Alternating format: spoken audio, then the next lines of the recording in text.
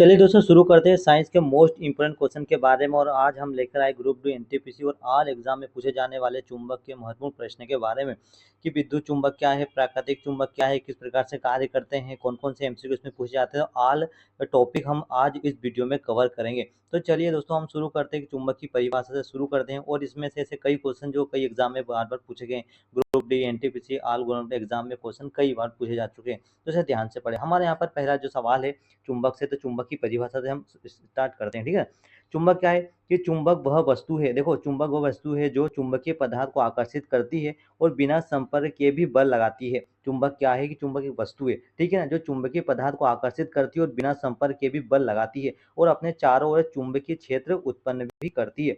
तो चुंबक में दो ध्रुव होते हैं, एक तो एन ध्रुव और एच ध्रुव, यानी कि एक नॉर्थ एरिया और साउथ एरिया होते हैं। किसके? चुंबक के हमेशा दो ध्रुव होते हैं। अगर चुंबक के अब तुम लाख टुकड़े भी कर दो, अगर किसी चुंबक के लाख टुकड़े भी अगर कर दो तो उसमें भी दो ध्रुव बनते हैं, एक तो उत्तरी ध्रुव और एक दक्षिण ध्रुव बनते हैं। तो यहाँ पर अगला है टॉपिक चुंबक से लेकर ये है कि चुंबक के गुण क्या है। चुंबक के गुण क्या है? तो यह आकर्षण का गुण होता है। चुंबक में क्या होता है? चुंबक में हमेशा दो ध्रुव होते हैं, ठीक है ना, एन और एस।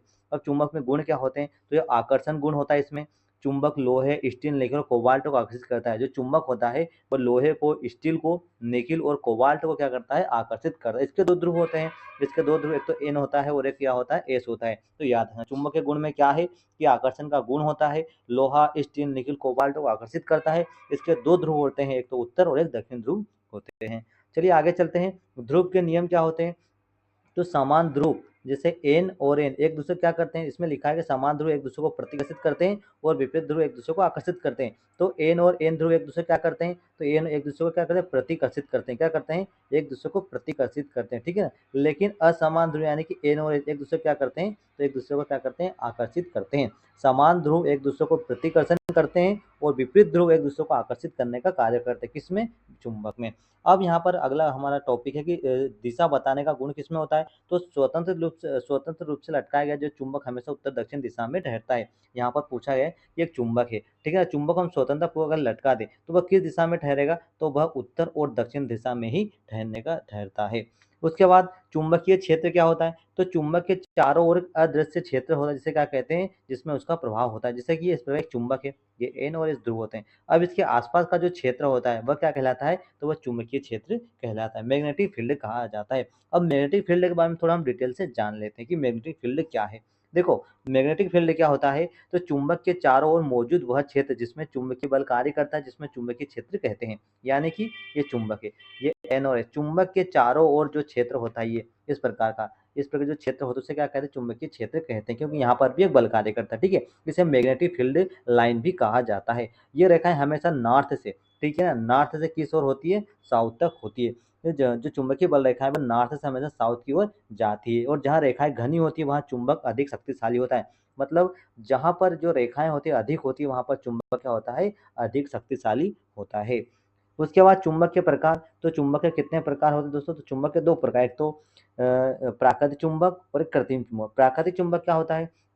प्राकृतिक चुंबक वे चुंबक हो जो प्रकृति में पाए जाते हैं। देखो प्रकृति में पाए जाने वाले चुंबक को प्राकृतिक चुंबक कहते हैं। उदाहरण के लिए मैग्नेटाइट यानी लोडस्टोन अपेक्षाकृत ये कमजोर होते हैं। जो प्रकृति में प्राप्त होते चुंबक वो क्या होते हैं? कमजोर चुंबक होते हैं। लेकिन याद रखना जो कृत्रिम चुंबक होते हैं, जो मानव द्वारा बनाए गए चुंबक को क्या कहते हैं? कृत्रिम चुंबक कहते हैं। ये कई आकार में होते हैं, जैसे कि छड़ जैसा होता है, यू आकार का, छल्ले जैसा, बेलनाकार प्रकार के होते हैं। तो याद रखना जो प्राकृतिक चुंबक होते हैं उन वो क्या होते हैं? वह कमजोर होते हैं। प्राकृतिक चुंबक तो कमजोर है, लेकिन मानव द्वारा जो बनाए जाते हैं चुंबक वो क्या होते हैं? वह अच्छे अपेक्षाकृत, किसकी अपेक्षाकृत?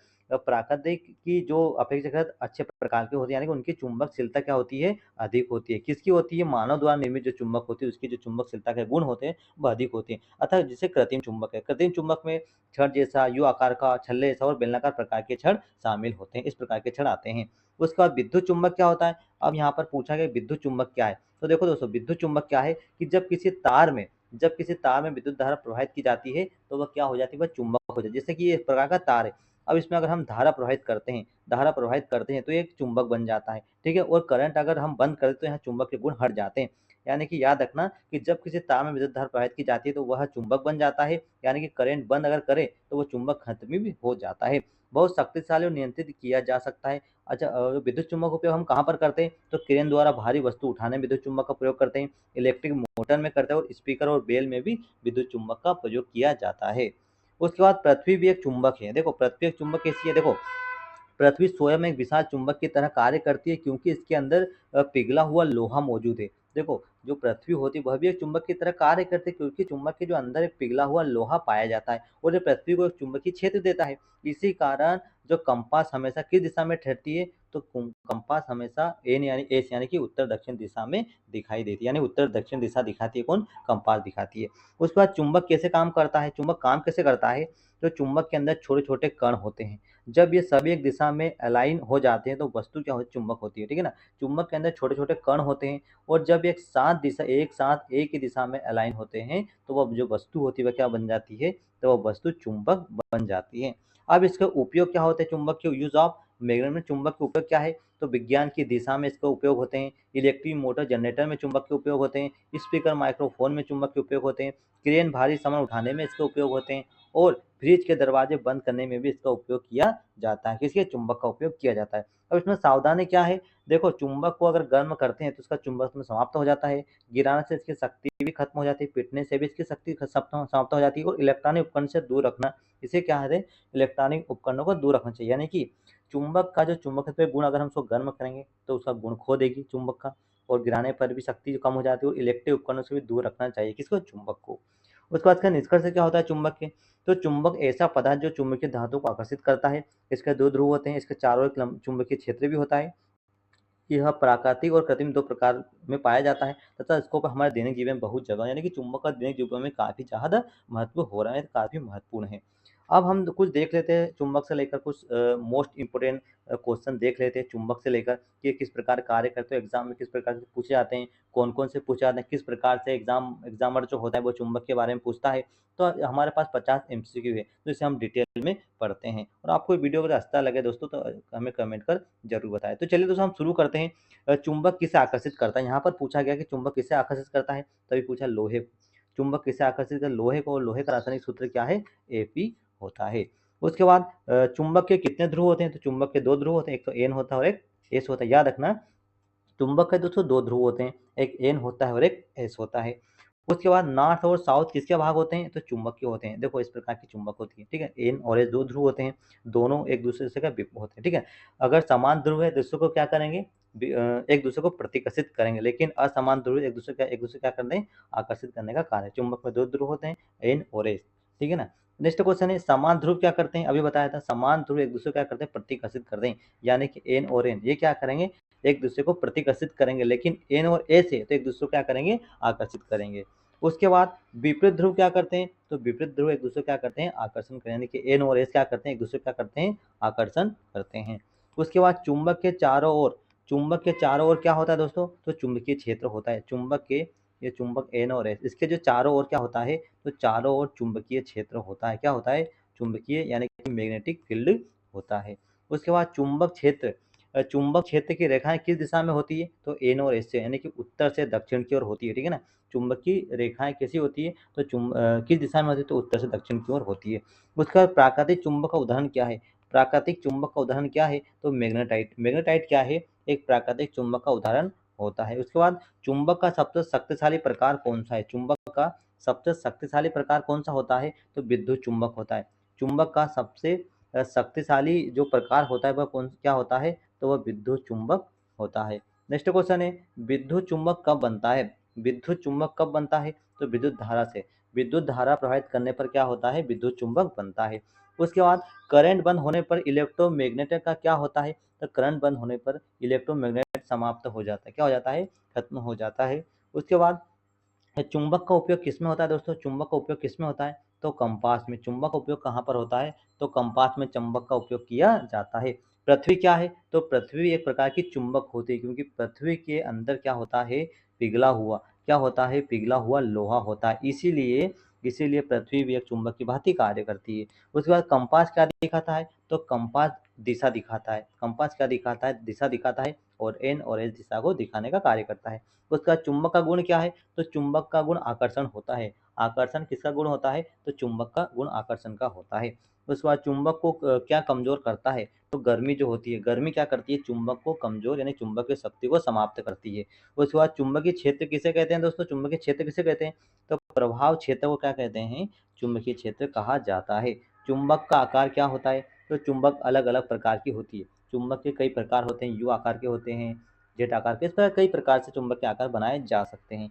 उसके बाद बाढ़ चुंबक कैसा होता है दोस्तों? तो छड़ जैसा। जो बाढ़ चुंबक होता है वह छड़ जैसा होता है, जिसे बाढ़ चुंबक कहा जाता है। उसके बाद हॉर्स मैग्नेट कैसा होता है? तो हॉर्स मैग्नेट यू आकार का होता है।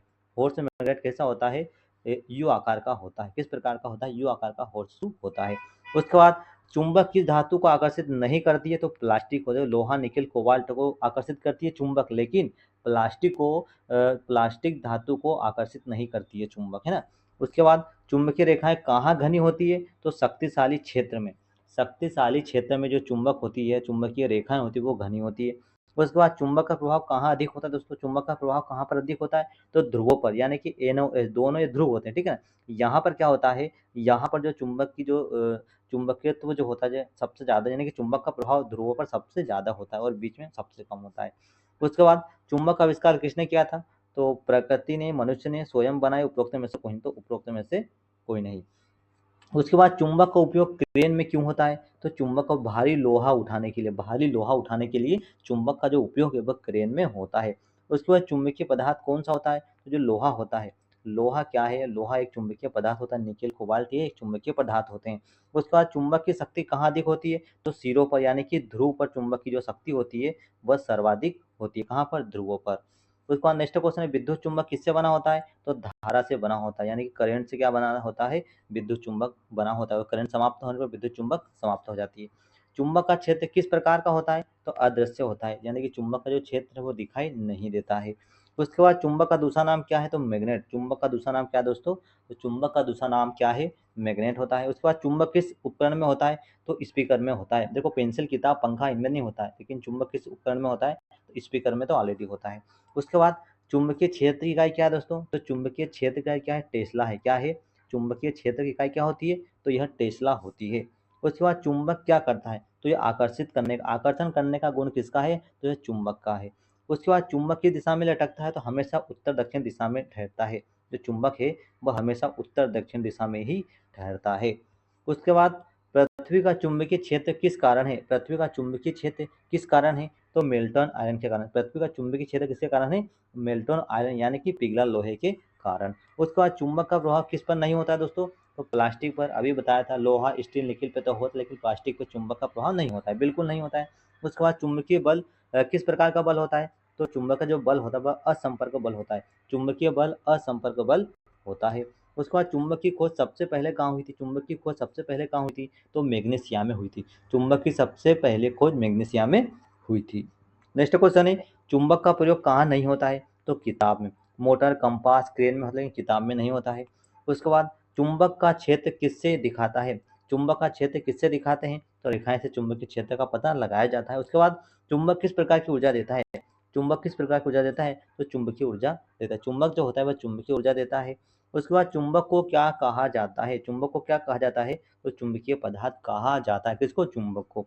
उसके बाद चुंबक का प्रभाव किस दूरी तक होता है? तो कुछ दूरी तक होता है। चुंबक का जो प्रभाव होता है वो कुछ दूरी तक ही होता है। उसके बाद चुंबक का उपयोग माइक्रोफोन में क्यों होता है? तो आवाज़ बढ़ाने के लिए। चुंबक में चुंबक का माइक्रोफोन में उपयोग होता है। उसके बाद चुंबक के ध्रुव क्या करते हैं? तो आकर्षित और प्रतिकर्षित। चुंबक के जो ध्रुव होते हैं वह आकर्षण और प्रतिकर्षण का कार्य करते हैं। उसके बाद चुंबक किसमें पाया जाता है दोस्तों? चुंबक जो होता है पृथ्वी में पाया जाता है। पानी, हवा, आग में नहीं, लेकिन पृथ्वी में चुंबक के गुण पाए जाते हैं। उसके बाद चुंबक बल का असर कहाँ सबसे ज़्यादा होता है? तो ध्रुवों पर। याद रखना, ध्रुवों पर चुंबकीय बल का जो असर होता है वह सबसे ज़्यादा होता है।